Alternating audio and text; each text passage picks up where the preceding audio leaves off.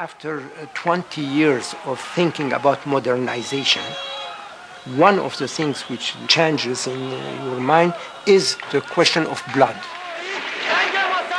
The Shah didn't want to go into history as a bloody dictator. If he had a ruthless side to him, I never had the opportunity to come across that.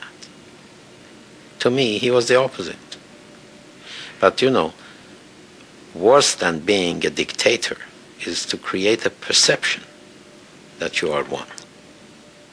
In November, the Shah appealed to the nation, claiming that he understood and even sympathized with the revolution. من نیز پیام انقلاب شما ملت ایران را شنیدم. من حافظ سلطنت مشروطه که موهبتی است الهی که از طرف ملت به پادشاه تسلیم شده است هستم. و آنچه را که شما برای به دست آوردنش قربانی دادید تضمین می‌کنم. 2 days later, he authorized the arrest of many of his former ministers and advisors. The man in charge of Savak at the time had prepared a list of 500 top officials of the past 20 years and wanted to arrest them to give satisfaction to popular mood. And in three waves, I was arrested in the second wave. Some 70, 80 people were arrested, all staunch supporters of the regime. And several thousand were released from prisons, all blood enemies of the regime. It was really a perverse situation.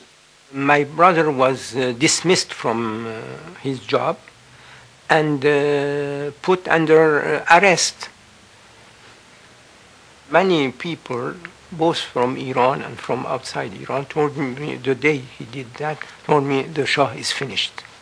Because when a leader tries to avoid responsibility, he's not anymore a leader. The Shah, who demanded loyalty from everyone, was incapable of reciprocating it.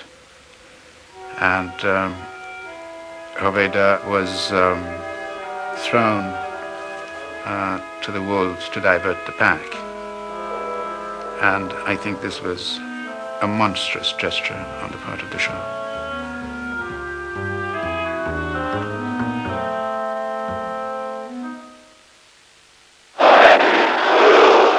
As the court fell out, the crowds on the streets swelled to unbelievable proportions.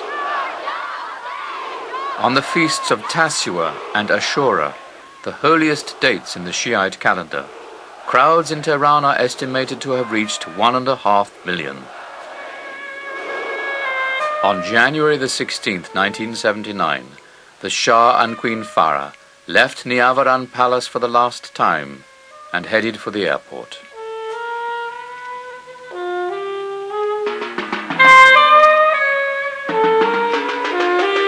My husband left because he realized that if really people have been so much convinced that they are going to have a better life with another system or a religious millennium has to occur, there was nothing he could do about it.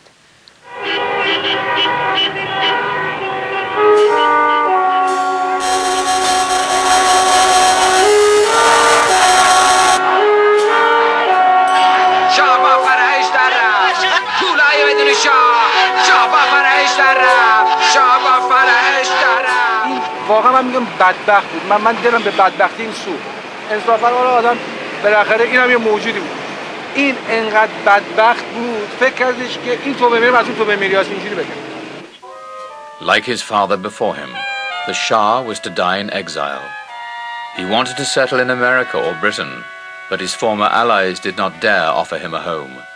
He became an international nomad looking for a refuge, and all the time his cancer was getting worse. He ended up in Panama, where he gave his last full-scale interview. You think that Mr. Khomeini, uneducated person. He could have planned all this, masterminded all this, set up all the organization. I know that one man alone could not have done it. This I know. He was contemptuous of Khomeini's people. He couldn't believe that they could have done this themselves. He certainly didn't believe that his people had lost faith in him. This was a terrible thing for him to admit. And he wasn't not prepared to do that. Threatened with extradition to Iran, the Shah left Panama for Egypt in March 1980.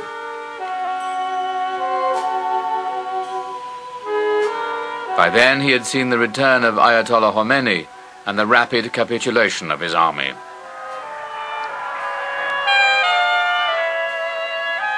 As he lay dying in a hospital in Cairo, his father's mausoleum in Tehran was demolished.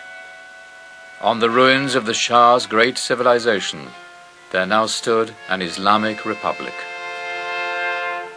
He never complained. As if he has reached a level of wisdom and life that he was flying over the pettiness of life and treasons and injustices. And although he was really terribly, his heart was bleeding for what was happening in Iran, and times also questioning himself why, but he never complained.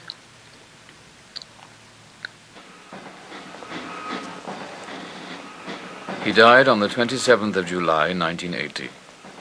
President Sadat gave him a state funeral, but few of his former allies attended. Radio Tehran announced his death with the words, "The bloodsucker of the century is dead."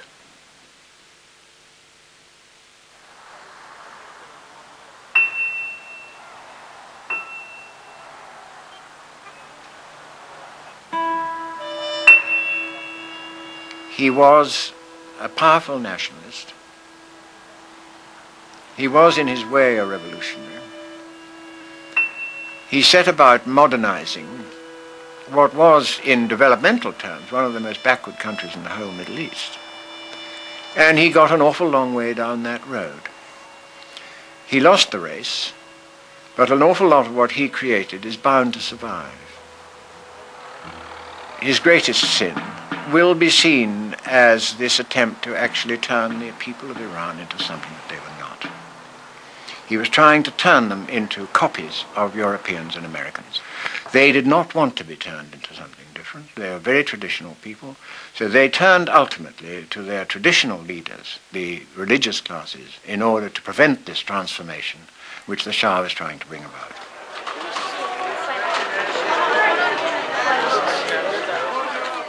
To me, it's a great tragedy that this man with such high hopes, and in a sense with such